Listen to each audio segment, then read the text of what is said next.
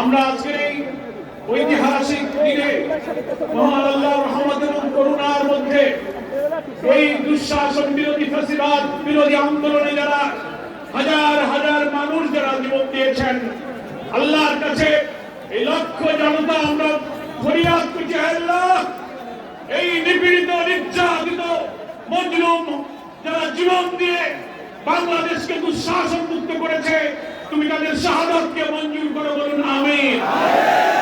হাজার হাজার মানুষ ছাত্র জনতা আহত হয়ে হাসপাতালে এখনো তারা কাতরাচ্ছে, কারো চোখ নেই, কারো পা নেই, কারো হাত নেই, কারো মাথার মগজ চলে গেছে, কেউ দেশে বিদেশে চিকিৎসা আছে, কারো স্ত্রী সন্তান পিতা মাতার আজকে অস্ত্র ঢুকছে। আল্লাহ এই জুলাই যোদ্ধাদেরকে তুমি সুস্থতা এবং সক্ষমতা দান করো, শোকাহত তাদের পরিবারের সদস্যকে তুমি সবরুল জামিল দান করো। সংগ্রামী দেশবাসীর কাছে আমরা দোয়া চাই, আল্লাহ তাআলার খাস করুণা, তিনি আমাদেরকে এখানে উপস্থিত হওয়ার তৌফিক দিয়েছেন। ইতিমধ্যে আমরা দুইটি শোক সংবাদ শুনেছি, দোয়ার জন্য আপনাদেরকে বলে রাখি।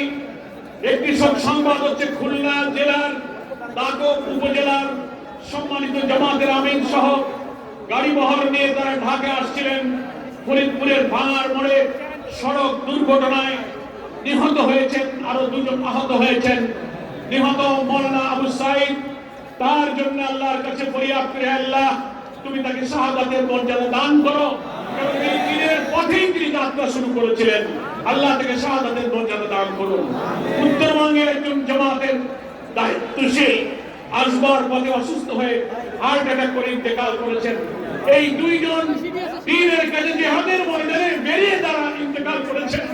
আল্লাহ তোমার এই বান্দাদেরকে তুমি শাহাদাতের মর্যাদা দান করো, আমিন। যারা আহত হয়েছেন আল্লাহ তাআলা তাদেরকে সুস্থ করে দিন। সারা দেশ এবং দুনিয়া আজকে এই সোহরাওয়ার্দী উদ্যানের বিশাল ময়দানের দিকে তাকিয়ে আছেন।